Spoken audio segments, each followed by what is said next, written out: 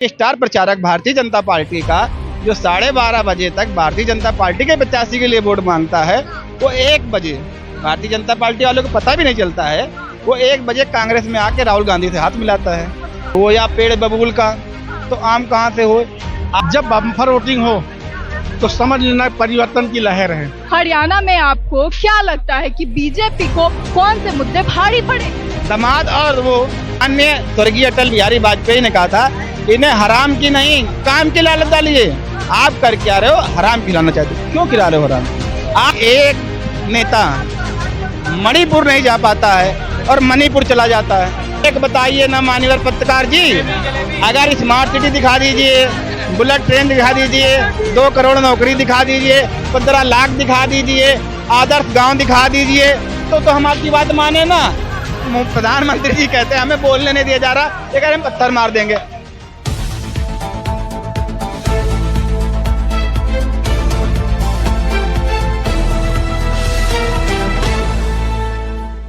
हरियाणा में आज चुनाव हुए और अब 8 तारीख को जो है वो रिजल्ट आने हैं, लेकिन साफ तौर पे हवा जो है वो कांग्रेस की ओर की बताई जा रही है। जनता से जानते हैं कि आखिर उनका इसे लेकर के क्या कहना है। सर, सबसे पहले आपका नाम।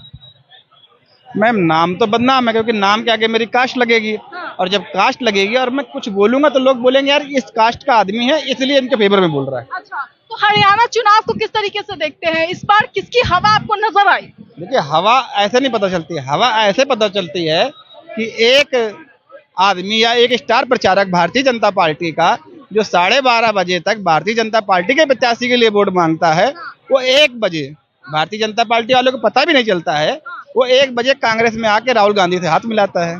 तो हवा तो आपको साफ पता चल रही है ना। उनको लेकर तो साफ तौर पे कहा जा रहा है कि वो तो कई पार्टियां बदल चुके हैं, अब तक टीएमसी में गए, बीजेपी में गए और अब आगे वापस से तो कहा तो मैंने, वो या पेड़ बबूल का तो आम कहाँ से हो।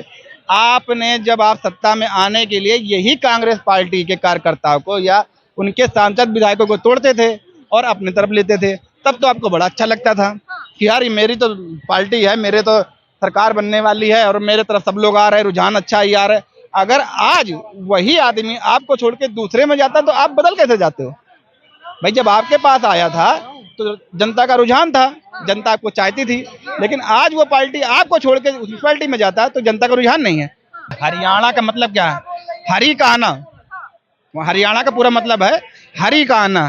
तो जो हरि आए हैं वो राम जी हैं। उत्तर प्रदेश में राम जी ने उनका साथ छोड़ दिया ना, तो हरियाणा में वही दूसरे रूप हरि के हैं, वो हरि भी इनका रूप छोड़। कहने का मतलब है कि अब हरि भी साथ नहीं दे रहे, कोई नहीं दे रहा ना। देखिए, काशी भोलेनाथ बाबा ने छोड़ते छोड़ते बचे, अयोध्या गए, पूर्णा गए, रामेश्वर गए, बालाजी गए, सालासर गए, तो कोई भगवान, जब आप भगवान पर गलत टिप्पणी करोगे, कभी उनकी जात बताओगे, कभी उन्हें बोलोगे हमारे पक्ष में है, तो भगवान भी तो चाहता सच्चे आदमी का साथ देता है। जब बम्पर वोटिंग हो तो समझ लेना परिवर्तन की लहर है। जब बम्पर वोटिंग हो तो परिवर्तन की लहर है। और 60% के अगर अंदर रह गए तो समझ लो पब्लिक उसी को चाहती है जो इस समय। तो क्या नहीं परिवर्तन की लहर का मतलब क्या है? बीजेपी थी, बीजेपी है। ये हमारे ठाकुर साहब हैं, मैं इनका दर्द समझता हूँ। अपने मुंह से बोल रहे हैं कि 90% वोटिंग भई है और परिवर्तन की लहर है। तो कहे तो 62% वोटिंग हुई है। कहीं कहीं पे 60 को पार कहीं कहीं किया है। मैं पूरा दिन बैठ के टीवी ही देखता रहा। पूरे दिन बैठ के टीवी देख रहे थे और आंकड़ों के हिसाब से बीजेपी। देखिए, आपको एक चीज बता दूं, अनिल ब्रिज एक गांव में गए थे और गांव के लोग ने लाठी मार के उनको भगाया और बैनर लगा दिया, कोई भी भारतीय जनता पार्टी का हमारे यहाँ नहीं आ सकता। तो लहर क्या है? और सुन लीजिए। और राम रहीम को जो 17 बार पैरोल देता है डीआईजी, उसको आप टिकट दे दे तो चुनाव लड़ने के लिए, तो आप बताओ क्या लहर है आपकी? और सुनिए, जब सुप्रीम कोर्ट बोल रहा है कि आपकी बनाई गई एसआईटी को हम नहीं मानेंगे, हम अपनी एसआईटी बनाएंगे, तो आपको कैसे लहर पता चल रही है? ये कैसे लहर पता चल? अभी इन्होंने अनिल ब्रिज के लिए बोला, उन्होंने अपने क्षेत्र में काम नहीं किया होगा। विधानसभा का चुनाव है। एग्जिट पोल पे आपको भरोसा नहीं है? एग्जिट पोल कहीं ना कहीं कांग्रेस की ओर दिख रहा है। नो 100% कहाँ से देखा बेटा तुमने? ने मीडिया वाला वो देखा था, वो सुन तो लो यार, बोलने देते हो। जब मीडिया बोल रही थी 411 भारतीय जनता पार्टी, वाला एग्जिट पोल आपने देखा है? वो देखा था। 411 कहाँ बोल रहे थे भैया? मीडिया कहाँ 411? 411 यही खुद ही बोल रहा था, बीजेपी वाले बोल रहे थे कि आपकी 400 पार। अरे 400 पार में आधा में भी नहीं पहुंचा। इस वक्त हम मुद्दे पे आते हैं। हरियाणा में आपको क्या लगता है कि बीजेपी को कौन से मुद्दे भारी पड़े? दामाद और वो दलाल। माननीय प्रधानमंत्री जी 2014 में जब कैंपेनिंग करने आए थे तो विकास की राजनीति पे आए थे ना। क्या हुआ, यहाँ पर आए पहले 24 में मंगलसूत्र और भैंस चोरी पटक गए, जनता ने क्या किया, बाइकआउट। अब हरियाणा में आके क्या बोल रहे हैं कि अगर कांग्रेस आई तो दलाल को और दामाद को मिल जाएगा। तो अब ये कांग्रेस वाले बोलेंगे ना, ये वहाँ की जनता बताएगी कि हरियाणा वाले दलाल हैं या दामाद हैं। और अगर आप दामाद की बात करते हो तो माननीय प्रधानमंत्री 10 साल आपके भी हो गए, 10 साल उनकी हरियाणा सरकार हो गई। आपने वाड्रा से कितनी जमीन, कितने इंच या कितने सेंटीमीटर जमीन लेकर हरियाणा के किसानों को दे दी है? अगर नहीं दी है तो फिर कैसे आप दलाल और दामाद की बात करते हैं? बता दें हमारे ठाकुर साहब। लेकिन इस बार उन्होंने साफ तौर पे कहा है कि इस बार बिना खर्चे और बिना पर्ची के जो है वो रोजगार मिले। अच्छा, वही तो मैं कहता हूँ, माननीय स्वर्गीय अटल बिहारी वाजपेयी ने कहा था, इन्हें हराम की नहीं काम की लालच डालिए। जब हमारे देश का युवा काम करेगा हमारा देश प्रोग्रेस करेगा। आप कर क्या रहे हो, हराम खिलाना चाहते हो। क्यों खिला रहे हो हराम की? आप पहले कहते थे फ्री की रेवड़ी है। ये काम कांग्रेस को भी कह रहे हैं कि आपसे पहले भी पद खाली रहते थे, लेकिन अब कांग्रेस को पद खाली नजर आते हैं, अपनी सत्ता में नहीं दिखता। भाई, अगर कांग्रेस के बनाई हुई समय में 70 साल के अंदर में, चाहे वो एयरफोर्स हो, चाहे मिलिट्री हो, चाहे पीएससी हो, चाहे पुलिस हो, चाहे रेलवे, ऐसी उन्होंने योजना बनाई। आपने 10 साल के अंदर ऐसा कौन डेवलपमेंट किया, ऐसा कौन सा रोजगार पैदा किया है जिससे जनता खुश हो जाए? एक बनाया आपने, क्या, अग्निवीर, वो भी 4 साल के लिए, जिसमें भी हमारा सैनिक अगर शहीद होता है तो उसे शहीद का दर्जा नहीं दिया जाता है, उसे कैंटीन की सुविधा नहीं दी जाती है। अब हमारे ठाकुर साहब जी बताएंगे क्या किया था उन्होंने। बात बताइए, राहुल गांधी अपने हर भाषण में अडानी को टारगेट कर रहे हैं, कह रहे हैं कि जितना पैसा था किसानों का छीन करके बीजेपी ने अडानी अंबानी को। भाई, एक नेता मणिपुर नहीं जा पाता है और मणिपुर चला जाता है। अभी आपने देखा था ना बाहुबली फिल्म, सुनो ठाकुर साहब, बाहुबली फिल्म 3 महीने चली थी। बाहुबली फिल्म 3 महीने चली थी, लेकिन मुकेश अंबानी जी के लड़के की शादी 8 महीने चली है। 8 महीने चली है और एक नेता मणिपुर न जाके मणिपुर चला जाता है। तो कहेंगे नहीं क्या? वो कह रहे हैं कि वो सारा पैसा वापस से लाएंगे और किसानों में बांटेंगे, महिलाओं में बांटेंगे। आपको संभव लगता है हर महीने 2500 का गैस सिलेंडर? फिर आप जैसे मीडिया वाले जाके पूछोगे कि प्रधानमंत्री जी आप आम काट के खाते हो कि चूस के खाते हो? सवाल का जवाब कहेंगे, बता तो रहा हूँ। फिर वो कहेंगे तो जुमला था। आप जब आए तो क्या बोले थे, हम नोटबंदी कर रहे हैं, नहीं सॉरी, जब भाषण दिया था कि अगर हम सत्ता में आए तो देश से बाहर जो काला धन जमा है वो हम लाएंगे और सबको 15-15 लाख देंगे।